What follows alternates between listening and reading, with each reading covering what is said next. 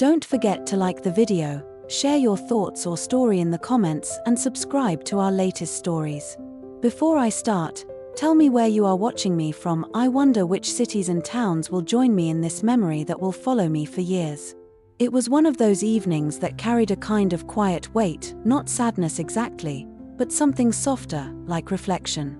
The city had just begun to cool down after a long day of heat, and the sky hung low in faded shades of pink and gold. I stood by the side of the road, my phone in hand, waiting for the taxi I had ordered 10 minutes earlier. I remember thinking that I'd rather walk, but I was carrying a heavy bag, and my shoes were already punishing my feet when the car pulled up. It was an older model, a little worn around the edges. The driver stepped out to open the door for me, which surprised me. Not many drivers do that anymore. He looked to be in his late 50s, maybe early 60s, with a face that seemed carved by years of both kindness and weather. His eyes were a soft brown, the kind that made you feel seen without even speaking. "Good evening," he said, his voice calm, steady. "Long day?" I smiled, sliding into the seat. "You could say that. It's been a lot." As he pulled away from the curb, the city lights began to flicker on one by one, like little stars scattered across glass. The hum of traffic filled the silence between us, but it wasn't uncomfortable. There was something oddly peaceful about sitting in the backseat, watching the world move by in blurs of color and light. He didn't speak for the first few minutes, and I appreciated that. Some drivers talk too much, but this one seemed to understand the art of silence, how it can feel like companionship rather than emptiness. Still, I could sense something thoughtful about him, a quiet presence that wasn't indifferent but aware. Finally, as we stopped at a red light, he looked at me in the rearview mirror and said, "You look like someone who carries more on her shoulders than she admits." I wasn't expecting that. For a second, I didn't know what to say. His words weren't intrusive, they were gentle, almost careful, but they went straight through me. I laughed softly, trying to brush it off. "Is it that obvious?" He smiled, just slightly. "Only to someone who's done the same." There was something in the way he said it that made me want to ask more, but I hesitated. Instead, I turned my gaze to the window, watching a group of kids chase a ball down the sidewalk. Life moving on, simple and loud. He spoke again, this time more quietly. "You remind me of my wife. She used to look out the window like that when she was lost in thought. She'd say she was fine, but I knew better." I met his eyes in the mirror. "Where is she now?" He smiled, but it was tinged with something heavy.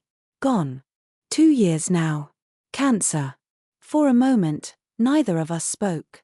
The sound of the engine, the faint rhythm of rain starting to fall against the windshield, it all became part of a silence that didn't need words.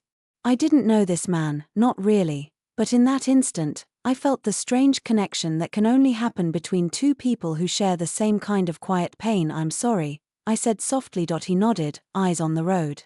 "Don't be." I learned that loss doesn't ask for permission. It just comes, sits beside you, and stays until you learn how to live with it.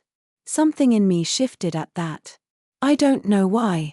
Maybe it was because I, too, had been carrying my own invisible weight, the loss of people, of dreams, of the version of myself I used to be. For years, I had moved through life on autopilot, pretending I had healed when all I had really done was avoid the wound. The rain grew heavier, streaking across the windows like small rivers. He turned on the wipers, and the sound filled the car with a rhythmic whisper. Then, without warning, he looked into the mirror again, his gaze locking onto mine. "Can I tell you something?" he asked. "Of course." He hesitated for a moment, like he was choosing the right words. "You look like someone who's about to start again, but you haven't realized it yet." The words landed in my chest like a quiet echo. Start again. It had been years since anyone had said something to me that made me stop and think, really think. I didn't respond right away. I just looked out the window, watching how the city shimmered under the rain, every drop catching a little light before it disappeared. When I finally spoke, my voice was softer than I expected. "I don't even know where to start." He smiled again, faint but real. "You don't need to know. You just need to want to." Something about the simplicity of that, the honesty, made my throat tighten. I wasn't used to strangers saying things that felt so personal, so true. I turned my gaze back to him and asked, "Do you always talk like that to passengers?" He chuckled, shaking his head. "No. Only when I feel like they're listening." The rest of the ride passed in an almost meditative quiet. The rain eased, the traffic thinned, and the world outside grew softer, blurred by water and evening light. When we finally pulled up in front of my building, I didn't move for a moment. I just sat there, hands resting on my bag, heart heavier and lighter all at once. As I reached for the door handle, he turned slightly in his seat. His voice was steady, almost tender when he said, "Whatever it is you're holding on to, let it go. Life has a strange way of giving back what we lose, just not in the form we expect." Our eyes met, not through the mirror this time, but directly. There was something honest in that look, something that didn't ask for anything in return. It was one of those rare human moments that didn't need to lead anywhere, it just needed to be felt. "Thank you," I said quietly. He nodded, then smiled that same small, knowing smile. "Take care of yourself. The world's still got plans for you." And just like that, he was gone, the sound of the car fading into the distance, leaving me standing in the soft drizzle, feeling both lost and found at the same time. That night, as I sat by my window, listening to the rain and the faraway hum of the city, I thought about what he'd said. Maybe he was right. Maybe it was time to start again, but I didn't know yet that our paths would cross again, and that the next time, his words would mean something entirely different. It had been 3 weeks since that evening in the taxi, and yet his words still echoed in my mind. "You look like someone who's about to start again, but you haven't realized it yet." Every time I thought about them, it felt like something inside me stirred, something small but persistent. Maybe it was curiosity. Maybe it was hope. Or maybe it was simply the longing to believe that change was still possible, even after 40-something years of convincing myself otherwise. Life went on, of course. It always does. Work, routine, errands, the same conversations with the same people about the same things. But there was a shift in how I noticed the world. I began to look more at faces, at moments, at little signs I used to overlook.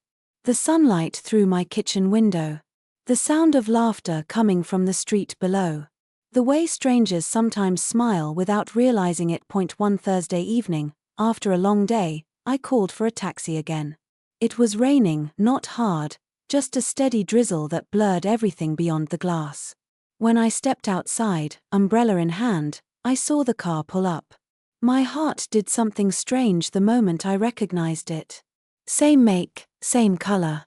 And then, as the window rolled down, I saw him. He looked surprised too, the kind of surprise that quickly turns into a smile. "Well," he said, leaning slightly toward the passenger side, "seems the world has plans for both of us." I laughed, shaking my head as I got in. "I think you said that last time." "I did," he said, pulling back into the traffic. "And I meant it." The air between us felt different this time, not unfamiliar, but warmer, more comfortable. I suppose that's what happens when you meet someone who makes you feel seen. For the first few minutes, we didn't talk. The sound of rain on the windshield filled the car again, and I found myself watching the city glide by, the reflections of streetlights trembling in the wet pavement. It was the same route, the same evening calm, yet something about it felt new. He broke the silence first. "You've been thinking," he said simply, without looking back. I smiled. "Is it that obvious?" "Always is," he said. "Thought changes the way people sit, the way they look at the world." "You seem lighter." I let out a quiet laugh. "Maybe. Or maybe I'm just tired of being heavy." He nodded slowly. "That's where it starts." We talked after that, not about anything grand or serious, but about the small things. How the city changes after the rain. How time moves differently when you get older. He told me stories from his years driving about the people who sat where I was sitting, the things they said when they thought no one was listening, and somehow, I found myself telling him about my life too. About the long marriage that ended quietly, not in anger but in distance. About the children who had grown up and moved away, calling when they could. About the feeling of being both proud and lonely at the same time. He listened, really listened, without interrupting, without trying to fix anything. When I paused, he said softly, "You know, people think loneliness is about being alone. But it's not. It's about not being understood." The truth of it sank into me like a slow warmth. At one point, the traffic came to a stop, and we sat there, the car idling beneath the glow of a red light. He turned slightly, his face illuminated by the rain-streaked reflections outside. "Can I tell you something?" I nodded. "When my wife was sick," he said, "I used to drive just to clear my head. Sometimes all night. She'd tell me not to, said I was too tired, but driving helped me remember who I was outside of the hospital walls." His voice softened. "The night she passed, I was driving. I didn't even know. The nurse called me while I was parked near the bridge. For a long time, I couldn't forgive myself for not being there. But one evening, I had a passenger, an old man, quiet like you. And he told me something that stayed with me. He said, 'You were exactly where you were meant to be, carrying her love into the world, not watching it fade.'" He paused, eyes fixed on the rain ahead. And that's when I realized, sometimes life doesn't need us to be somewhere. It needs us to move forward, so something new can find us. I didn't speak. I couldn't. The weight of his words filled the car like air. After a while, I asked quietly, "Do you still drive to clear your head?" He smiled faintly. "Not anymore. I drive to listen now." It was such a simple answer, and yet it felt profound. We reached my building again, the same spot as last time. But this time, I didn't rush to get out. I sat there for a moment, listening to the rain, the soft hum of the engine, the quiet understanding that hung between us. Before I opened the door, he looked at me again, not through the mirror this time, but turning fully toward me. His eyes were calm, thoughtful. "Whatever's waiting for you," he said, "don't hide from it. Life has a way of repeating its invitations until you finally say yes." Something inside me softened. "You make it sound so easy." He smiled. "It never is. But it's always worth it." As I stepped out, he added, "Same number, same car. If you ever need a ride or just a little silence, you know where to find me." That night, I stood by my window again, the city glimmering below. And for the first time in a long while, I didn't feel like a bystander in my own life.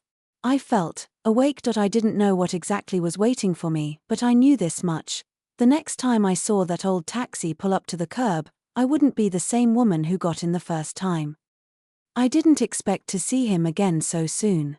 It had been only 5 days since that second ride, but his voice still echoed in my mind, calm, patient, grounded. Life has a way of repeating its invitations until you finally say yes. That sentence had followed me everywhere that week, into my office, into my walks, into my quiet moments alone at home. It was strange how a man I barely knew could rearrange the way I thought about my own life. That Sunday morning, I decided to take a drive out of the city. I hadn't done that in years. I just wanted to breathe, to see open space again, something that wasn't made of glass, steel, or noise. Without really thinking, I ordered a taxi. And when the car pulled up, I laughed quietly to myself. Same car. Same driver. He rolled down the window, smiling. "I'm starting to think you're following me. Or maybe you're following me," I teased, stepping in. "Then one of us must be on the right path," he replied with a soft chuckle. The air smelled fresh, washed clean by last night's rain. We drove through the early light of morning, the streets still quiet, the stores closed, only a few people walking their dogs or sipping coffee at corner cafes. The city, for once, felt gentle. I told him I wanted to get out of town for a bit, maybe find a quiet place by the lake. He nodded without hesitation. "I know just the spot." We drove in silence for a while, the hum of the engine and the soft music on the radio filling the space. It was an old song, one of those slow tunes that make you nostalgic even if you've never heard them before. The kind of song that feels like memory. About half an hour later, the city melted into open fields and soft hills. The road curved around a line of trees, and then suddenly, there it was, the lake. The surface shimmered like glass under the pale morning sun, surrounded by tall grass and the faint rustle of wind. He parked near the edge, turned off the engine, and said quietly, "I used to come here with my wife. She loved this place." We both stepped out. The air was crisp, and the silence felt almost sacred. I wrapped my scarf tighter and followed him toward the water. For a moment, we just stood there, side by side, watching the gentle ripples move across the lake. "She said it made her feel small," he continued. "Not in a bad way, but in the kind that reminds you how big the world really is. That nothing we carry is too heavy for life to hold." I smiled faintly. She must have been a wise woman. "She was," he said softly. "Still is, in her own way." We sat on a low wooden bench near the shore. The air was cool enough to sting a little, but the light was beautiful, soft, golden, endless. "I don't really know why I came here," I said after a moment. "I just felt like I needed to move, away from everything." He nodded, his eyes on the water. "Sometimes we don't need reasons. We just need distance." There was something about being there, with him, that made it easy to talk. I told him about the years I had spent putting myself second, raising others, helping, fixing, waiting for a day that never seemed to come. How I'd started to forget what I even wanted. He listened quietly, his hands folded on his lap. "You know," he said after a moment, "there's a point in life where we stop chasing happiness and start remembering it. You don't find joy by looking forward, you find it by allowing yourself to feel again." His words landed softly, but they carried weight. The breeze picked up, and I closed my eyes for a second, breathing it in. When I opened them, he was watching the sky, the kind of sky that looked like it could stretch forever. "I used to think that when my wife passed, my life ended too," he said. "But then one day, I realized I wasn't meant to keep living for her memory. I was meant to live because she would have wanted me to." He turned to me then, his eyes steady, kind. "Maybe that's what you're supposed to do too. Live for the part of you that still believes there's something left." I felt a warmth rise in my chest, not sadness, not relief, something deeper. Maybe recognition. For a while, neither of us spoke. The lake moved slowly, the light shifting as clouds drifted by. Somewhere behind us, a bird called, distant and lonely. "Finally," I said quietly, "I think I forgot how to live for myself." He smiled gently. "Then this is your reminder." We stayed there until the afternoon light changed. He told me stories about his travels when he was young, about getting lost on purpose just to see what he might find. There was laughter between us too, the kind that feels easy, like exhaling after holding your breath too long. When it was time to leave, I looked back at the lake one more time. It felt like something inside me had shifted, not completely healed, but lighter somehow, like the first breath after a long sea. As we drove back toward the city, he said softly, "Funny thing about peace, it's never loud when it arrives." I turned to look at him. "Do you really believe we can find peace after everything?" He smiled without looking away from the road. "We don't find peace. We remember it. It's been with us all along." When he dropped me off, I hesitated before getting out. "Thank you," I said quietly. "For today. For all of it." He nodded, that familiar calm in his eyes. "Thank yourself. You said yes to life today. That's not a small thing."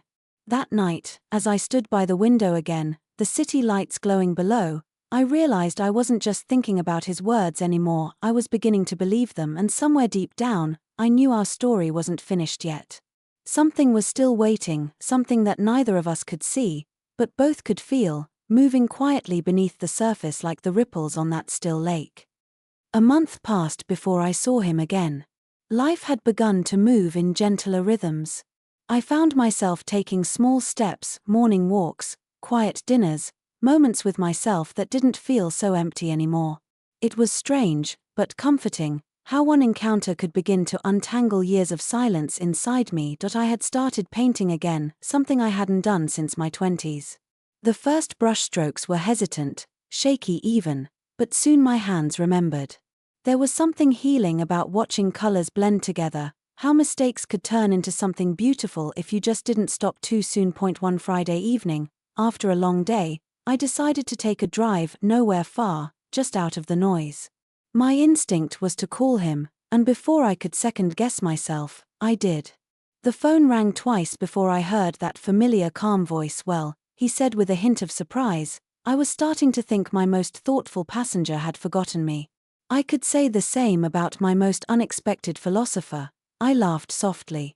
"Do you have time for one more ride?" "For you," he said after a pause. "Always." When the car arrived, it felt like no time had passed at all. The same old taxi, the same quiet hum. But there was something different about the way he looked at me, a kind of knowing warmth that comes only when two people have shared unspoken understanding. "Where to?" he asked as I settled in. "Nowhere specific," I said. "Just drive." The evening light painted the city in soft gold.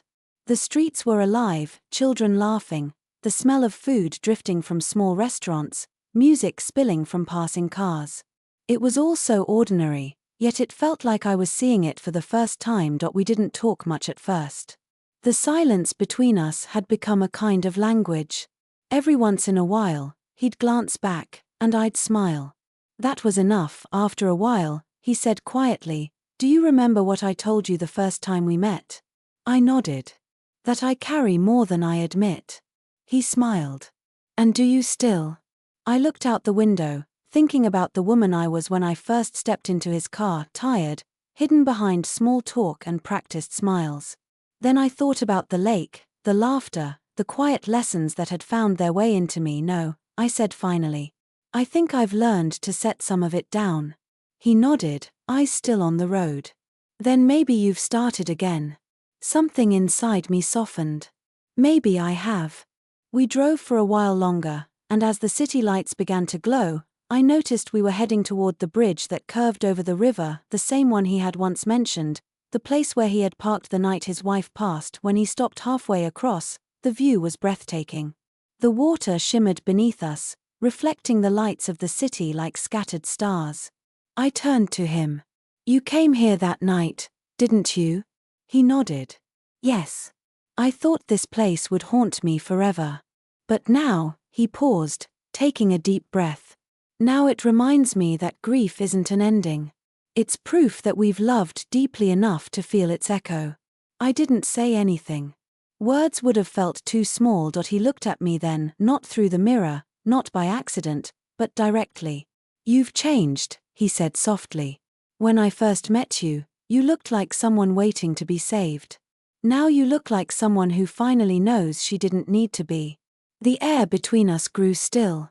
I could feel the weight of his words, not as flattery, but as truth. "Maybe," I whispered. "Maybe I just needed someone to remind me I could begin again." He smiled, his eyes kind. "That's all any of us need."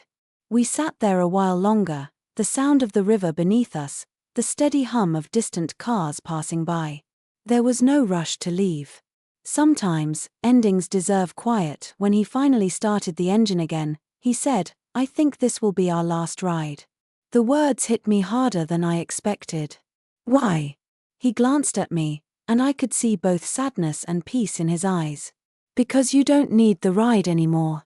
You've found your direction." I didn't argue. Somewhere deep down, I knew he was right. Still, when he dropped me off for the last time, I lingered by the open door. "I don't know how to thank you." He shook his head gently. "You already have. You lived." For a moment, neither of us moved. Then he smiled, the kind of smile that stays with you long after the person is gone. "Take care of yourself," he said. "And if life ever feels too heavy again, you know where the road is." I watched the taxi fade into the distance until the sound of the engine was just a hum swallowed by the city. That night, I didn't stand by the window. I sat instead, brush in hand, a blank canvas before me. I began to paint what I remembered: the shimmer of rain on glass, the stillness of the lake, the glow of the bridge. And in the center of it all, a pair of soft brown eyes that had once seen me clearer than I saw myself. As the colors took shape, I realized something: not every story ends with goodbye. Some just find a quiet place to rest, in the memory of a stranger who reminded you how to begin again. And that's how a taxi ride became the moment my life started over.